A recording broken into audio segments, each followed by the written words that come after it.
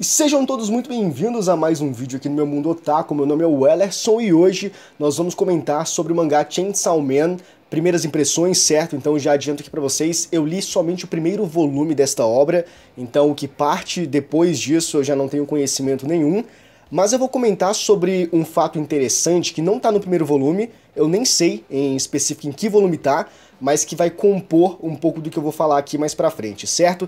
Então vamos lá que... esse mangá, eu não tenho muito o que falar dele, né? Porque que coisa maluca. Então, sem mais delongas, vamos comentar sobre Chainsaw Man.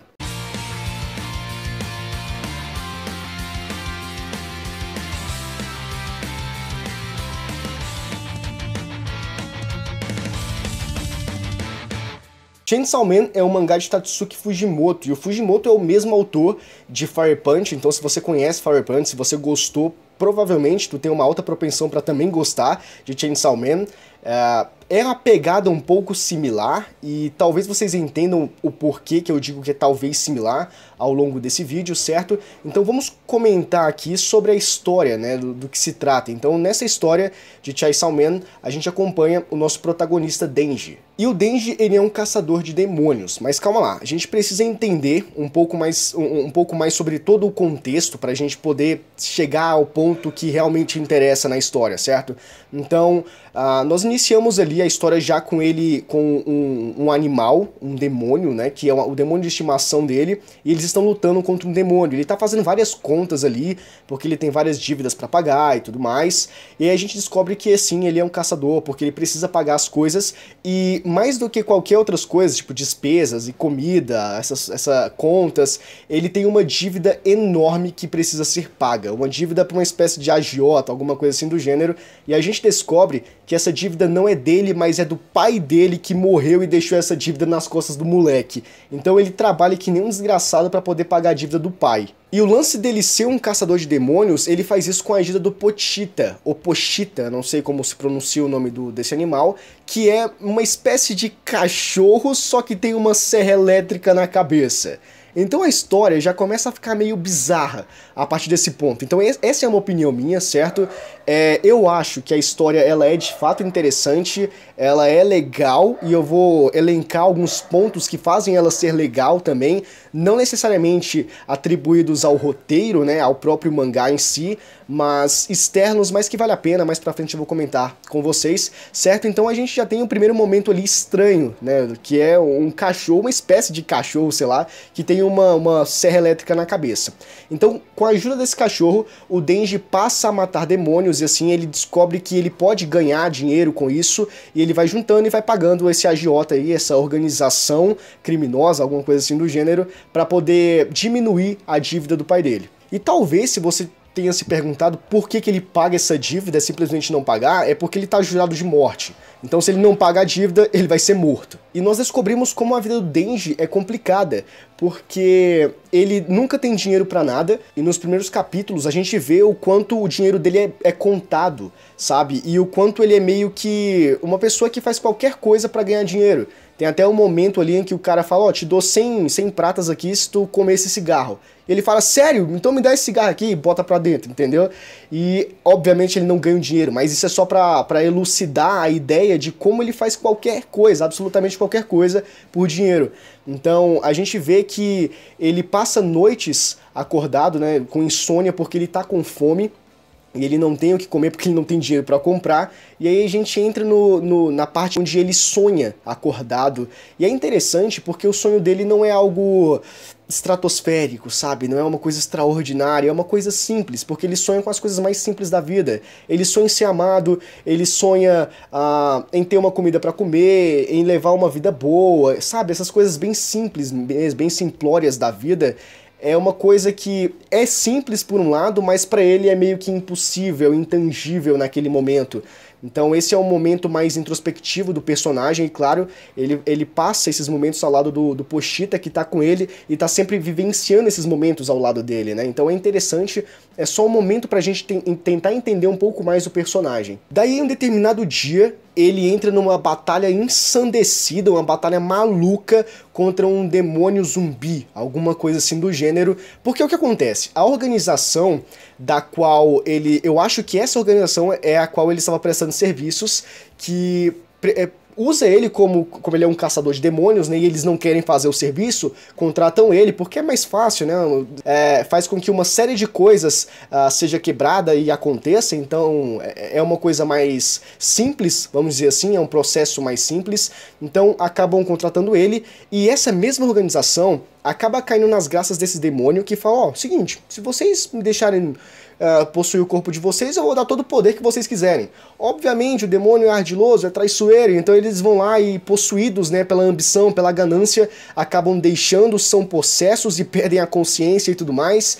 E aí essa organização acaba caindo que nem maluco em cima do Denji, em cima do Pochita, e fica uma coisa louca porque eles começam uma guerra maluca, e é aí que a gente vê os traços do autor, né? Os traços dele são simplesmente incríveis, ao mesmo que, sei lá, eu não sei se eu consigo dizer que são extremamente trabalhados, mas parece em alguns momentos uma espécie de rabiscos muito bem feitos e em outros momentos que parece que tem uma densidade.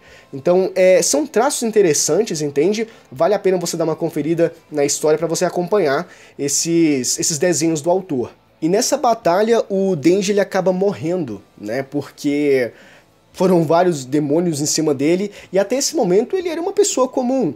Então o que acontece? O Denji morre, e aí o Pochita ele assume o corpo do Denji e se torna o coração dele. Tá, mas calma lá. Pra gente entender como isso aconteceu, a gente tem que voltar um pouquinho mais atrás, porque há uma explicação pra isso. Foi o momento em que o Denji encontrou o Pochita pela primeira vez, que o pai do Denji tinha acabado de morrer.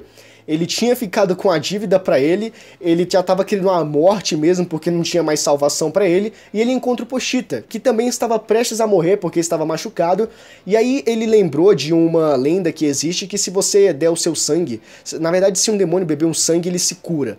Então o Denji oferece o sangue dele pro Pochita, só que eles tinham que fazer um contrato, que em um determinado momento, se fosse preciso, se ele morresse, ele poderia assumir o corpo do Denji, porque, né, ele queria que fizesse isso, porque, enfim, é um contrato que ele também sabia que os demônios podiam fazer isso, algumas espécies de demônio, e, por coincidência, o Pochita era um deles. E é aí que surge o Chainsaw Man, né, o Homem Motosserra, o Caçador de Demônios Motosserra, e esse é o ponto interessante, cara, porque é uma parada muito insana, mano. Sabe, o design do personagem é muito estranho, muito singular, muito único, não sei, cara, é legal, é legal ao mesmo tempo que eu não sei nem o que achar disso, entende? Enfim, ele tá lá, ele existe, e esse daí é o Denji, o nosso protagonista. E é quando a gente tem um pequeno momento ali da história, onde o Pochita, né, ele, quando assume o corpo, quando o Denji entende que ele morreu e que o Pochita assumiu o corpo dele, o Pochita ele fala, né, que eu vou fazer isso porque nós temos um contrato e porque eu quero ver você realizar os seus sonhos. Então, sabe aqueles sonhos que ele ficava devaneando nas madrugadas, aquelas coisas simplórias? O Pochita ouvia, ele não simplesmente estava ali com o Denji, ele ouvia, ele entendia. Então ele fez isso também pensando nos sonhos a serem concretizados futuramente do Denji. Foi uma coisa fofa, foi uma coisa bonita. Beleza, e esse é o primeiro momento, certo? Eu vou dividir essas primeiras impressões em dois momentos. O primeiro momento foi esse, onde eu comentei sobre o Denji, sobre o passado do Denji, sobre quem é ele, sobre o surgimento do Homem Motosserra e todos os personagens que estavam presentes ali, no caso os agiotas, o Denji e o Pochita. Então, inicialmente, esse é o primeiro momento, que nos leva a partir para o segundo momento da história ali, desse primeiro volume do mangá, que é o momento onde ele é recrutado, né? Porque ele acaba matando toda a organização, não fica mais ninguém, ele é um homem livre. Só que não. Ele acaba se encontrando com a Makima, que é uma caçadora de demônios de segurança pública, ou da segurança pública. Enfim, é só pra dizer que ela é uma espécie de caçadora licenciada. É basicamente isso. E naquele momento, o primeiro momento que eles têm contato, né? Que é quando ele simplesmente não aguenta mais porque foi pós-batalha contra os demônios zumbis, ele está totalmente exaurido, ele se encontra com ela e ele já cai em cima dela, sabe? Como se fosse me segura. E ela segura, abraça ele, e ela é uma pessoa fofa, ela é uma pessoa legal, só que eu não sei. Parece que tem alguma coisa de errado com ela, ou talvez só o Denji que tenha muitas expectativas com ela e ela é o que é, sabe? Não tem nada demais, não sei. Mas o fato é que ele sai desse lance dos agiotas, né, de ser controlado pelos agiotas, para ser controlado por uma corporação.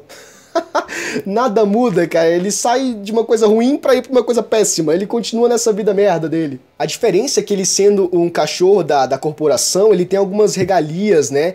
Ele tem alguns privilégios, algumas prerrogativas diferentes de quando ele era um cachorro lá dos agiotas. Ele só tinha que fazer o que mandavam, entende? Mas a regra é clara. Você tem que fazer o que a gente manda. A Makima deixa isso muito claro. E se você não fizer, se você não responder com sim ou au, a gente te mata. O negócio é simples aqui, é 8 ou 80, moleque, tá entendendo? Então é assim que a história acontece, ele deixa de fazer parte, né, na verdade de trabalhar para aquelas pessoas, para trabalhar para outras pessoas que não são tão ruins igual, mas que são talvez tão exigentes ou tão tirânicas da mesma forma. Talvez, não sei. Então, após ele ser introduzido nesta equipe, nós conhecemos o Hayakawa e a Power, que são os dois protagonistas, na verdade, os dois personagens que vão atuar ao lado do nosso protagonista, né, melhor dizendo. E eles são interessantes, né? O primeiro momento ali, o Hayakawa já desce uma surra nele pra ele se acomodando, ó, lugar novo, vai se acostumando que o negócio é assim, entende? Porque ele já dá uma lição de moral lá e tudo mais. E a Power é meio que uma espécie de pessoa igual o Denji. Ele também é uma possessa, é alguma coisa assim, pelo menos foi o que eu entendi, foi a percepção que eu tive. E essa é a equipe deles, entendeu? E aí um ponto interessante é que esse esquadrão, ele foi recém-formado, aparentemente, e eles estão fazendo uma espécie de teste, né? Então, são pessoas possessas que podem contribuir positivamente para a sociedade exterminando demônios, mas que precisa mostrar resultados para que possa continuar ativo. Então, basicamente é isso. Então, eles precisam estar a todo momento mostrando serviço e que vale a pena eles estarem ali, porque caso a corporação, né, os maiorais, os que estão lá em cima, no alto do alto, no patamar soberano e tudo mais, se eles entenderem por algum motivo que não tá valendo a pena manter essa estrutura, manter esse esquadrão, ele vai simplesmente matá-los. É isso que vai acontecer. Então eles precisam definitivamente e imprescindivelmente mostrar que vale a pena apostar as fichas neles. Tá, e a partir daí eu já não sei mais o que acontece, tem alguns momentos ali de pequenas aventuras, tem alguns momentos em que o Denji mata demônios, então que a gente vê os traços do autor, né, que a gente vê toda a bizarrice dos personagens de Chainsaw Man, é interessante esses momentos. E o que acontece depois disso eu ainda não sei, até o momento em que eu gravei esse vídeo foi só o primeiro volume mesmo que eu li, mas tudo indica que talvez tenham grandes desenvolvimentos relacionados a essa equipe do Denji, né? Ou não sei, mas são personagens em potencial. Então eu acredito que, principalmente a Power, então eu acredito que eles vão fazer muitas coisas juntos ainda, vão conseguir grandes feitos, então ou eu simplesmente posso estar falando merda aqui porque eu tenho que ler e como eu não li eu não sei o que acontece. Mas enfim, é só uma espécie de prospecção do que eu acho que vai acontecer lá pra frente, ainda sem ler. Bom, e pra finalizar esse vídeo aqui, eu quero comentar sobre duas coisinhas que eu julguei ser importante, que primeiro é a temática do mangá, que ela não é muito inovadora. A gente tem vários mangás que tem essa espécie de pegada, né? Por exemplo, a Kaiju número 8 fala sobre extermínio de demônios ou de monstros, alguma coisa assim do gênero, que são kaijus, né, mas que são uma espécie de demônios, enfim, e existe uma equipe especializada para isso, existe um setor que cuida disso e daquilo e tudo mais, e existe uma equipe que vai lá exterminar esses demônios, então a gente já tem basicamente isso em Kaiju número 8, a gente tem Jujutsu Kaisen no Kaisen, que também trabalha em cima dessa temática, né, aborda sobre isso, então a gente já percebe que não é exatamente uma narrativa única. Entretanto, nós temos um protagonista singular pra caramba, entende? E eu acho que é isso que faz Chainsaw Man ser um mangá que tem um diferencial, não exatamente pela história dele, mas pelo personagem que tá à frente, né, que tá à frente da história, né, que é o grande carro-chefe. Então, eu acho que é isso que faz com que chame a atenção, porque eu, particularmente, quando eu ouvi falar sobre Chainsaw Man, eu já olhei diretamente pro personagem e já falei, caraca, que merda é essa? Eu tenho que dar uma olhada nessa história pra... Cara, o cara tem uma motosserra na cabeça, o que é isso, mano? Então, já foi por causa do protagonista que eu fui atrás da história. Então, esse é o grande diferencial de Chainsaw Man, pelo menos na minha opinião, né? E o outro ponto, que eu acho que esse é um dos melhores pontos, que talvez seja até melhor do que a própria história, tô brincando, não chega a ser tanto, mas é a tradução, pelo menos da Scan BR, porque a tradução de Chainsaw Man, ela tem uma pegada muito brasileira. Então, assim, eu tenho quase certeza que a tradução, porque na maioria dos outros mangás, tá ali a tradução, tá ali o texto em japonês, o cara vai lá, pega e traduz fielmente, ou tenta ser o mais fiel possível e traduz para o português. Em Chainsaw Man, não existe isso, cara. Eles pegam vários momentos ali da história, e trazem com uma pegada totalmente nossa, entende? De, por exemplo, como é que é? Meu Deus, deixa de ser caoseira, sabe? Essas coisas assim do gênero. Meu Deus, que potoca é essa? Você tá ficando louca das ideias, irmã? Tem umas paradas muito assim, que é brasileira, nossa. E isso dá uma noção de proximidade. Isso faz com que o mangá, a obra, ela seja mais interessante, seja mais agradável pra gente, pelo menos brasileiro, porque a gente tem esse senso de zoeira, sabe? E Chainsaw Man é um mangá que trabalha muito bem essa zoeira. E tem um ponto que eu comentei alguns minutos antes, que eu falei que ia comentar sobre isso, que eu não tinha chegado, mas que eu vi na internet. Que é um momento onde o personagem, ele tá jogando uma lata de refrigerante, que eu acho que é Coca-Cola no original. E aqui, na tradução, você tem noção, cara, os caras não traduzem somente o texto. Eles colocam elementos visuais também, porque trocaram a Coca-Cola por uma lata de pitu, mano. Olha só, fenomenal, entendeu? Fenomenal. A equipe de Scan que trabalha, que traduz o mangá de Chainsaw Man tá de parabéns. Vocês são incríveis e é isso, cara. Incrível, incrível. Bom, e esse daqui foi o vídeo de hoje, comentando sobre Chainsaw Man, sobre as minhas primeiras impressões acerca desta história. Eu li o primeiro volume, mais uma vez reiterando aqui pra vocês, certo? Espero que vocês tenham gostado. Se vocês gostaram, deixa aqui nos comentários o que vocês acharam de tudo isso. Se vocês já leram mais do que eu já comentei, e se talvez aconteça alguma coisa que eu comentei aqui acerca do relacionamento entre os personagens. Comenta o que vocês acharam também, se vocês não conheciam a história de Chainsaw Man, certo? Deixa o seu like, eu não sei se eu pedi, e também não lembro se eu pedi pra vocês se inscreverem e ativarem o sininho das notificações. Se eu tiver pedido, estou reiterando, se não, agora vocês já sabem, certo? Conto muito com o vosso apoio, a gente se vê no próximo vídeo, abraço!